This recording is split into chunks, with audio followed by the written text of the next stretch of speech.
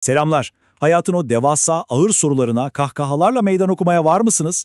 Eğer cevabınız evetse tam da olmanız gereken yerdesiniz. Ama durun, başlamadan hemen önce bu tarz felsefi ama bir o kadar da eğlenceli yolculuklarımızı kaçırmamak için Kitap Felsefe kanalına abone olmayı unutmayın, olur mu? Tamam mıyız? Harika. Bugün komedinin o nevrotik dehası Woody Allen'ın zihninin en absürt koridorlarında bir gezintiye çıkıyoruz.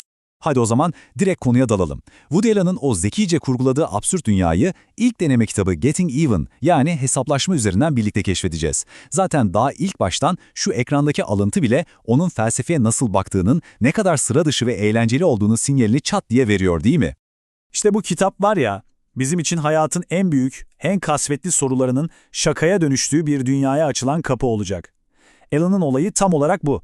En ciddi konuları bile alıyor, şöyle bir ters yüz ediyor ve bize bambaşka, hiç bakmadığımız bir açıdan gösteriyor. Peki felsefe komik olabilir mi? Woody Allen'a göre bu sorunun cevabı kocaman bir evet. Ve bunu nasıl yapıyor biliyor musunuz? O ağır, karmaşık felsefi argümanları alıyor, pencereden dışarı atıyor ve yerine dünya çapında bir espri yeteneğini koyuyor. Yani felsefeyi o sıkıcı ders havasından çıkarıp keyifli bir sohbete çeviriyor. Şimdi gelin ana fikirle başlayalım. Düşünün bir komedyen aslında kılık değiştirmiş bir filozofsa, işte Woody Allen'ın yaptığı tam olarak bu. Felsefenin en ağır, en kasvetli konularını alıyor, onları sanki bir balonmuş gibi hafifletiyor ama içindeki o havayı yani derinliği asla kaybetmeden. Yani Alan'ın dersliği bir amfi falan değil, direkt kitabın sayfaları. Kullandığı temel araç da öyle bildiğimiz mantık değil, absürtlüğün ta kendisi. Bize diyor ki, o varoluşsal sancılarınızı bir kahkahayla karşılayabilirsiniz, hatta karşılamalısınız. Şimdi de gelin onun felsefeyle nasıl doğrudan dalga geçtiğine bakalım. Arsızca "Benim felsefem" adını verdiği o meşhur yazısına bir göz atalım. Hani Immanuel Kant'ın saf aklın eleştirisine yaptığı o bariz göndermeden bahsediyorum. İşte orada işler iyice karışıyor. Biliyorsunuz, filozoflar yüzyıllardır sorup durdu. Biz gerçekten neyi bilebiliriz ki? İşte Alan tam da bu soruyu alıyor ve onunla en beklenmedik, en absürt yöne doğru depar atıyor. Bilginin sınırlarını zorlar gibi yaparken aslında bizim o komik cehaletimizi yüzümüze çarpıyor. İşte bu karşılaştırma onun yöntemini o kadar güzel özetliyor ki, Batı düşüncesinin en temel taşlarından birini Descartes'in o meşhur lafını alıyor ve onu son derece sıradan, absürt ve komik bir gözlemle puf diye söndürüyor. Felsefenin o ulaşılamaz kulesini gündelik hayatın saçmalığıyla yerle bir ediyor resmen. Yani işin özü şu, Alan diyor ki, evren o kadar kaotik ve anlaşılmaz bir yer ki, buna verilebilecek tek akıllıca tepki, dönüp bu saçmalığın kendisine parmakla işaret etmektir. Düşünsenize, Chinatown'da yolunu bulmak bile bu kadar zorken kalkıp evreni anlamaya çalışmak ne kadar mantıklı olabilir ki? İşte Alan bize evreni anlamaya çalışmak yerine onunla bir güzel dalga geçmeyi teklif ediyor. Peki, şimdi işlerin gerçekten çok ilginç bir hal aldığı yere geliyoruz. Alan bu absürt bakış açısını alıyor ve felsefenin en nihai, en korkutucu konusuna uyguluyor. Yani ölümün ta kendisine. Bakın, Death Knocks isimli kısa oyununda ölüm öyle filmlerdeki gibi korkunç, pelerinli bir hayalet falan değil. Tam tersi. Pencereden eve girmeye çalışırken ayağa takılıp düşen, sakar, orta yaşlı bir adam. Alan, ölümün o görkemli, ürkütücü imajını alıp tuzla buz ediyor.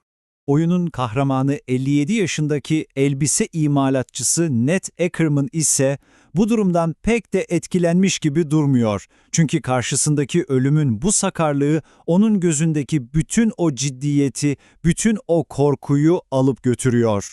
Haliyle kaçınılmaz sonu biraz ertelemek isteyen Nat, ölüme öyle Bergman filmlerindeki gibi bir satranç maçı değil, çok daha sıradan, çok daha dünyevi bir şey teklif ediyor. Yani o trajik olması gereken anı bildiğiniz bir pazarlık sahnesine dönüştürüyor. Ve en şaşırtıcısı ne biliyor musunuz? Ölüm kabul ediyor. Ama bir yandan da Nat'in kart oynama becerisinden ve inatçılığından sürekli şikayet ediyor. Düşünün, kader dediğimiz o yüce güç bile sıradan bir insanın pazarlık yeteneği karşısında çaresiz kalabiliyor.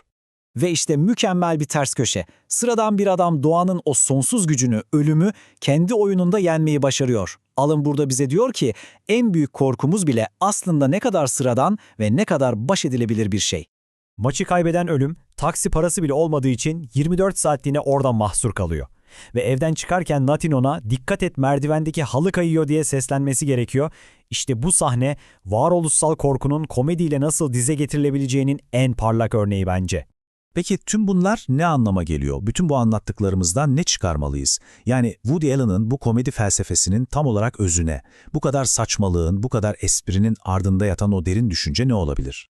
Aslında cevap basit. Alan'ın felsefesi, hayatın o bariz anlamsızlığına ve absürtlüğüne kahkahalarla karşılık vermektir.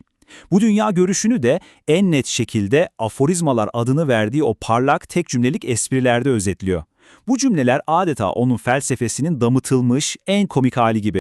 Mesela bu sözle en gündelik endişelerimizin bile aslında ne kadar kozmik bir saçmalık olduğuna işaret ediyor. En derin korkularımızla bile dalga geçebileceğimizi hatırlatıyor bize. Ve bu da bizi o nihai sonuca, yani Woody Allen'ın hayata, evrene ve geri kalan her şeye olan yaklaşımını tek bir cümlede özetleyen o muhteşem espriye getiriyor. En büyük felsefi soruları alıp en sıradan, en can sıkıcı dertlerimizle nasıl birleştirdiğini görelim. Yani toparlayacak olursak, Woody Allen için evren, kaotik, anlamsız bir şaka olabilir. Ama bu aynı zamanda çok ama çok komik bir şaka.